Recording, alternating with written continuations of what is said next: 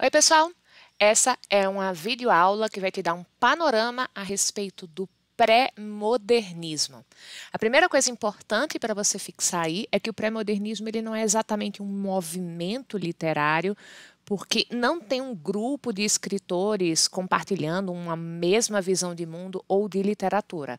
Ele é um período que vai se estender ali entre o início do século XX, a partir de 1902, com a publicação de Os Sertões, e vai até a Semana de Arte Moderna, até 1922, e esse período, ele tem alguns autores que, por vias diferentes, compartilham certas características, e são esses autores que a gente estuda como autores pré-modernistas. São autores que, por essas características, nem se encaixam na literatura do século XIX, o realismo e o naturalismo, o simbolismo e o parnasianismo, nem estão encaixados exatamente ali nas propostas do modernismo de 22. Alguns porque não vão fazer parte do movimento, outros vão morrer antes e outros vão ter relações com esse movimento que vão ser relações bem complicadas, tá? Bom, o que vai acontecer nesse contexto histórico entre 1902 e 1922? A Europa está vivenciando as vanguardas europeias do ponto de vista da cultura e a Primeira Guerra Mundial. Enquanto isso, no Brasil, a gente vai ter, economicamente, os ciclos do café e da borracha, lá no Pará, no Amazonas, na região amazônica.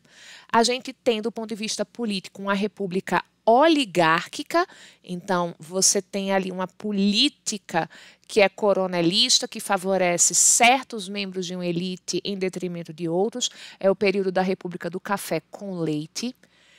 Por causa dos descontentamentos com essa política, vai se desenvolver uma série de movimentos como o tenentismo, tá?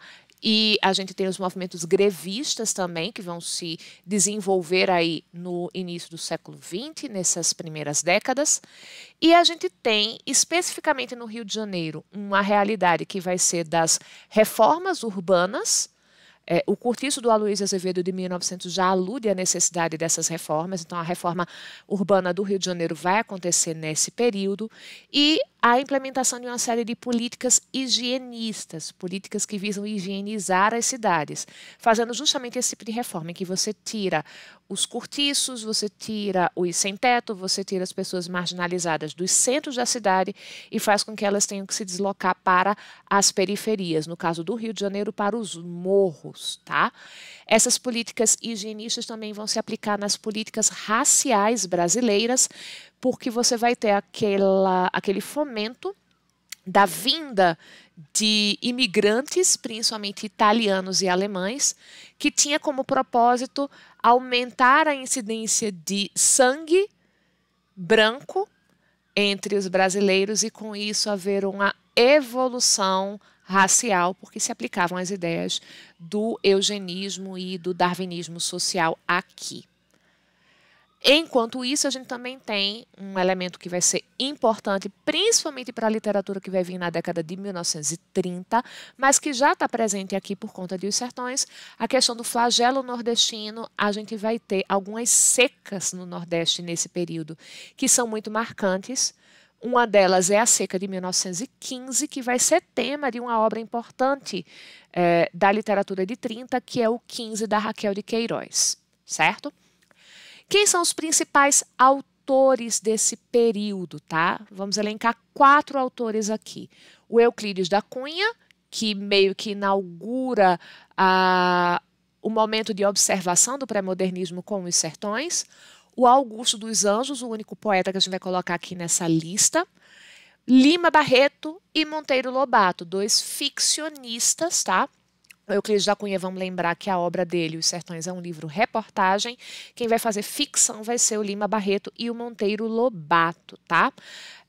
Aqui você está vendo eles em ordem das publicações, mas é um pouco mais complexa essa questão aí da ordem histórica, porque, por exemplo, os livros Cidades Mortas, do Lobato, que foi publicado em 1919, ele já estava pronto desde 1906. Então, ele é anterior ao Triste Fim de Policarpo Quaresma, por exemplo, ou as Recordações do Escrivão Isaías Caminhas, que foi a abertura do Lima Barreto. A primeira obra do Lima Barreto foi as Recordações do Escrivão Isaías Caminha. Uma coisa para a gente observar a respeito desses autores, tá? O Euclides da Cunha e o Augusto dos Anjos, eles têm um elemento de estilo em comum, tá? Os dois têm um vocabulário que é um vocabulário rebuscado e científico. O Augusto dos Anjos vai levar isso para a poesia. Já o Lima Barreto e o Monteiro Lobato, eles têm um estilo muito ágil, muito jornalístico, que já antecipa vários elementos que vão ser explorados pela geração do modernismo de 22, tá? Os Sertões, a obra inaugural desse movimento, eu já mencionei para vocês que é um livro-reportagem.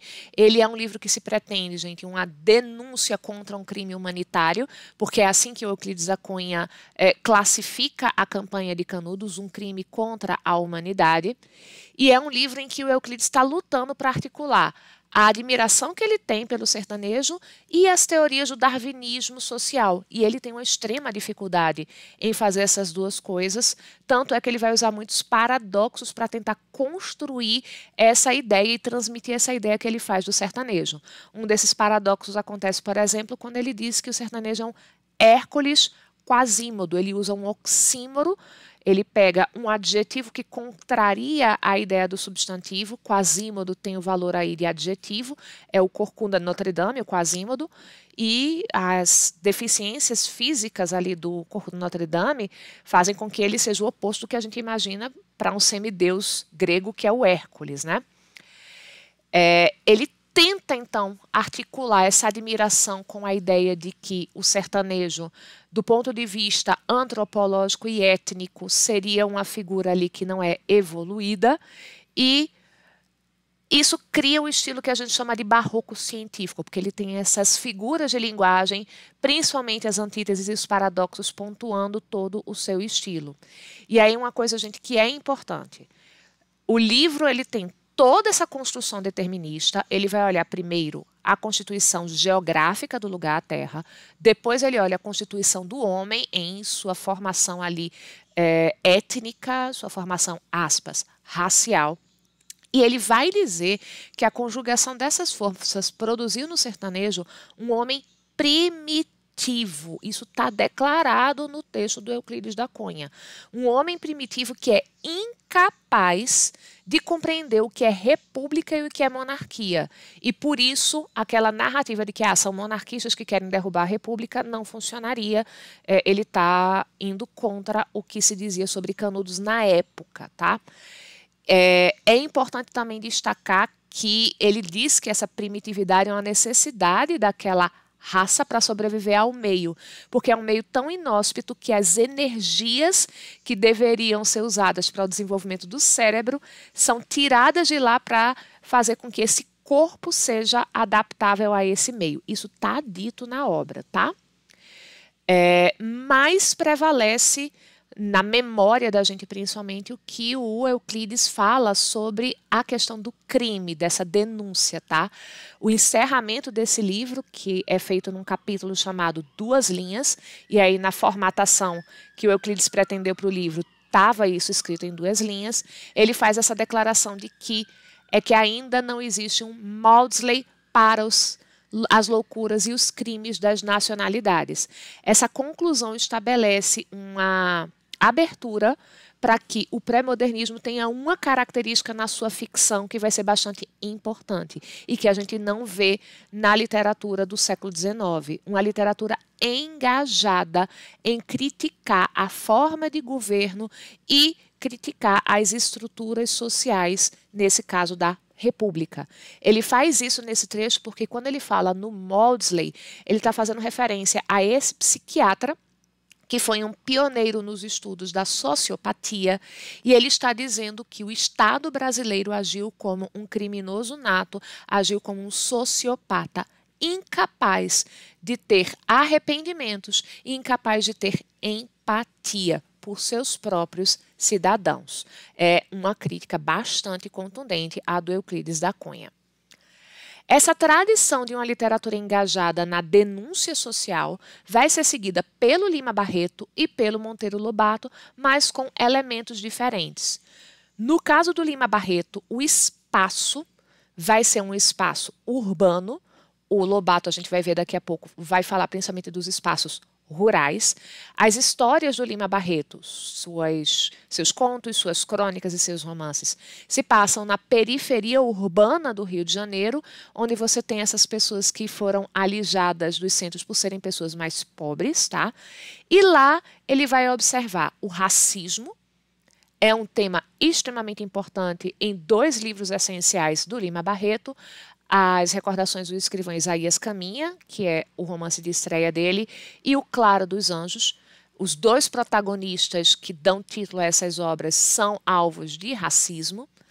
O Lima Barreto também vai falar em coronelismo no seu O Triste Fim de Policarpo Quaresma.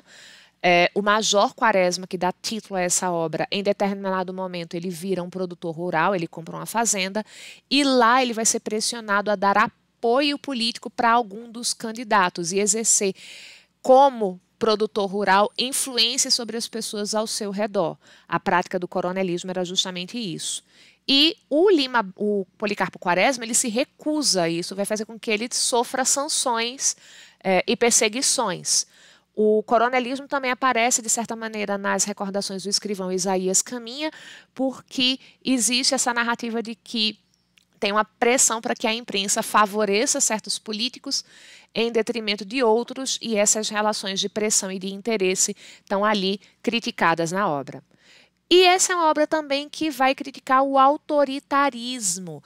O Triste Fim do Policarpo Quaresma vai vir na narrativa quando ele se opõe ao regime do Floriano Peixoto. E aí, quando você tem alguém que se opõe determinantemente e critica essa república, literalmente essa pessoa acaba fuzilada pela república. Assim como o pessoal lá de Canudos, sendo acusado de monarquista, embora não fossem, também são fuzilados pelo Estado. No caso do Monteiro Lobato, o espaço da ficção é um espaço rural, são sítios, são fazendas, são pequenas cidades do interior, que ele vai chamar de cidades mortas em um de seus livros, e o Lobato ele vai atacar principalmente 4 elementos dessa Constituição da República. O atraso e a indolência, a preguiça em tentar mudar as coisas. Ele vai dizer que a economia do Vale do Paraíba, que era uma economia cafeeira, vai entrar em declínio porque se mantém práticas arcaicas por comodismo, tá? Lobato primeiro vai acusar os caboclos, né? As pessoas pobres que são ali mestiças de índio e de branco, mas depois ele revê essa posição. Lobato é um homem que sempre está revendo suas posições. E ele acusa a indolência ali mesmo das elites que estão acostumadas simplesmente a extrair da terra e não querem investir nada nela. Ele vai criticar em toda a sua literatura, e é uma grande marca, inclusive, da literatura infantil do Lobato, a ignorância. Ele vai criticar a superstição, ele vai criticar a falta de busca pelos conhecimentos da ciência, e ele vai fazer da literatura infantil dele um instrumento de divulgação de pensamento científico no Brasil. Ele critica o autoritarismo, principalmente na literatura infantil do Lobato. O autoritarismo é recorrentemente criticado, seja na estrutura das relações ali no sítio, seja quando se fala sobre política, porque essa literatura fala sobre política, e ele critica, por exemplo, também a burocracia. Principalmente, a gente tem um episódio em que se faz uma crítica muito deliciosa à burocracia do Estado brasileiro, quando você tem um episódio da caça ao rinoceronte, que é o Quindim, que estava sendo perseguido e tal, e tem toda uma narrativa de espiões e de processos burocráticos completamente desnecessárias que promove muito humor na literatura infantil do Lobato. Eu espero que você tenha aprendido com esse panorama. Invista nos seus estudos, faça exercícios. Um beijo e até a próxima.